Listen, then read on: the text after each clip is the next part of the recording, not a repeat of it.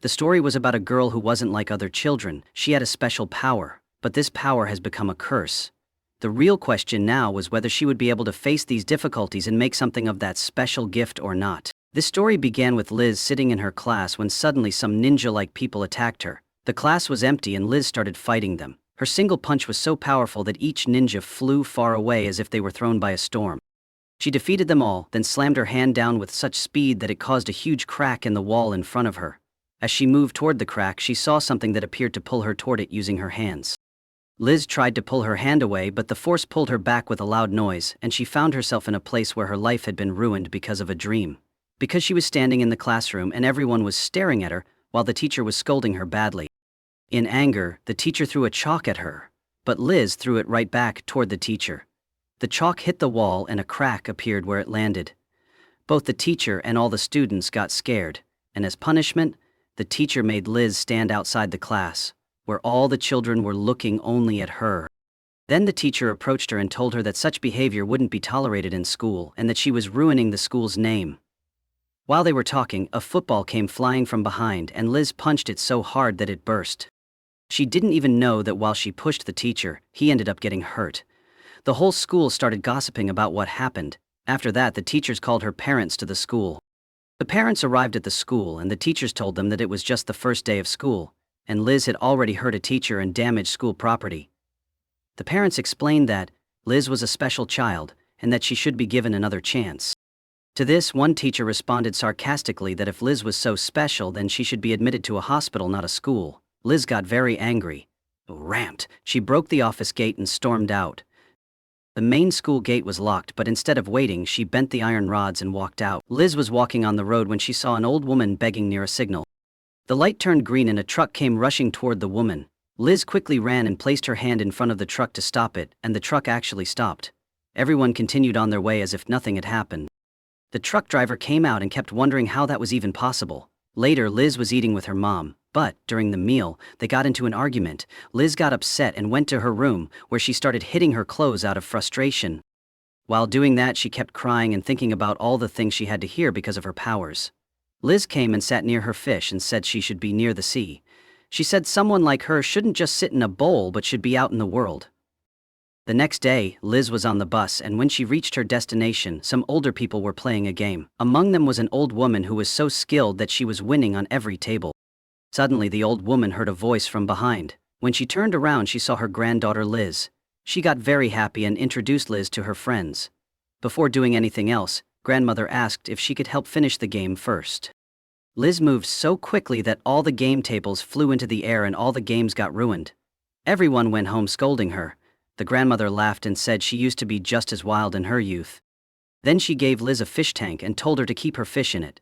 After that, she went out to buy some fish for it. Outside the shop, a child was playing a special kind of game while Liz was walking back with her fish tank. Just then, she noticed a man stealing money from the shop. When the thief saw her looking, he started to run. Liz threw a glass bottle at him, hitting him on the head and making him bleed. But even then, he didn't stop. The little boy joined in and kicked the thief so hard that he fell flat. Together, everyone caught the thief while Liz and the boy ran away. They were taking a shortcut when after a while the boy said his name was Jian. They started talking, but just then the goons caught them. Liz got ready to fight back, but a man suddenly came from behind and hit her on the head with a stick, knocking her unconscious. As she lay there, some people approached Jian, but just then Jian's elder brother Ginger arrived and began apologizing to the goons. He stepped forward to protect her and prepared to fight those people. By that time, she regained her consciousness and defeated everyone. After that, they reached Liz's house and it was revealed that the grandmother already knew both those brothers from earlier. Ginger informed them that he needed to go to his job and asked to take care of Jian in his absence. Grandmother agreed and sent food for him packed in a tiffin box. After finishing his work, Ginger came out. And it appeared that the leader of the gang approached him, snatched his money, knocked his tiffin down, and warned him that he would not be allowed to eat unless he returned the money first. Then the gang leader walked away. The scene shifted back to Liz, who, while eating, noticed that Jian had fallen asleep. The grandmother brought a money plant and told her that Jian's luck was extremely bad. He had no parents and was suffering from a disease called leukemia. Liz found that the treatment there was very expensive. The grandmother explained that Ginger was constantly working various jobs throughout the day in an attempt to earn money, and because of the disease, He was already burdened by a huge financial debt. While the leader brought Ginger before the boss, the big boss became angry at Ginger and ordered that one of his fingers be cut off. Seeing this, Ginger went to him crying and began pleading for mercy. The boss gave him 5 days to return the money and reminded him what would happen if he failed to do so. Outside, Liz saw Jian peeling oranges and found out that he was extracting it to make lamps. Hearing this, she decided to help him, and both of them started working together. Jian began treating Liz like his elder sister and told her that she wasn't any less beautiful than others. Liz refused to agree and explained that people called her a monster because of her strength, but Jian told her he didn't feel that way at all and said she was like Superwoman. While talking, Jian eventually fell asleep. The next day, Jian brought Liz to his home where he lives with Ginger. He goes out every day for work and earns quite a bit of money. While Ginger was working with fish and feeding them properly, it became clear that Ginger was involved in multiple kinds of labor work and barely had any time to eat. Later, he was seen working as a waiter at a restaurant. Suddenly, Jian's condition became worse, and he was admitted to the hospital and would require bone marrow, which required a lot of money. Sitting beside Liz, Ginger cried about his situation for a while and then went back to work because he had no choice. When Liz returned to the home, she informed her grandmother that Jian was unwell and didn't have much time left. She asked her grandmother if she could give some money for Jian's treatment. The grandmother agreed and gave her some cash and food for Jian. Liz then feeds Jian and took his photo and sent it to Ginger, who felt extremely happy after seeing it. That night, Ginger was returning home with the money he had earned, but on the way the gang leader intercepted him and took away all the money. Ginger once again broke down and blamed his fate. Then the scene moved to a bar where a video of an arm wrestling competition called Like and Fight was playing on TV.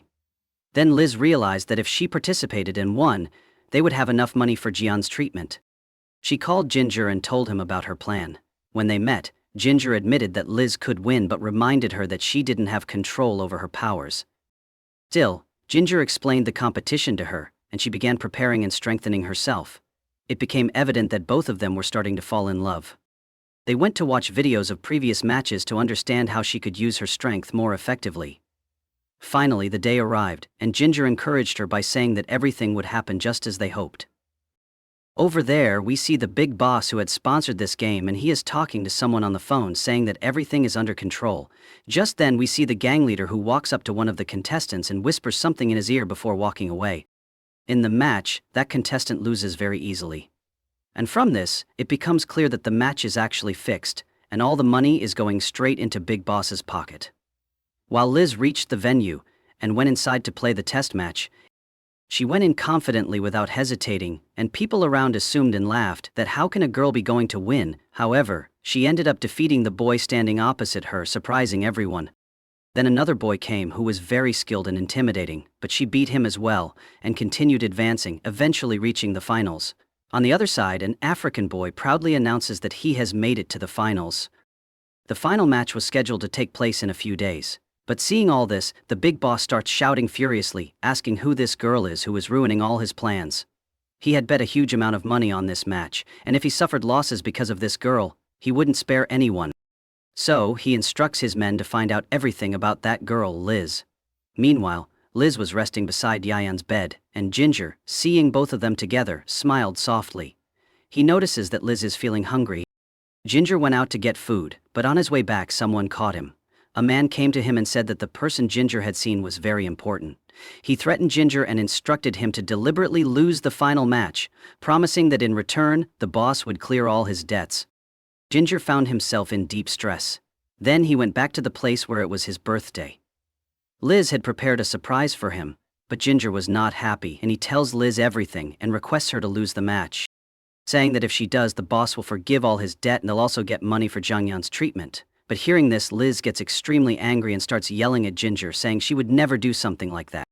The next day, she was already standing before the final match and had made up her mind not to stop anymore. Liz had reached the match, but her mind was still occupied with thoughts of Ginger, how much he trusted her, and yet she had gone against him.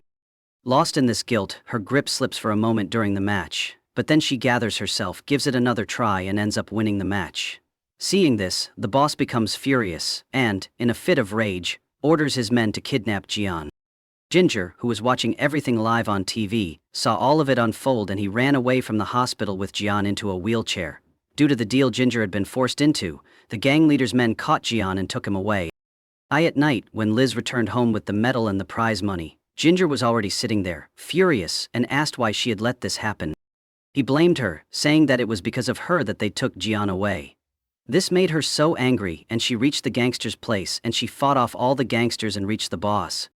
A major fight broke out between her and the gangster. The gangster was extremely strong. At first she managed to defeat him, but due to blood loss, sweat, and complete exhaustion, she collapsed and barely made it back home. Before reaching, she began dreaming of peace. In her dream, she saw herself facing the once caught her hand. Both stood before each other. She asked Liz what she really wanted. She remembered the moment when Jian told her that she was Superwoman.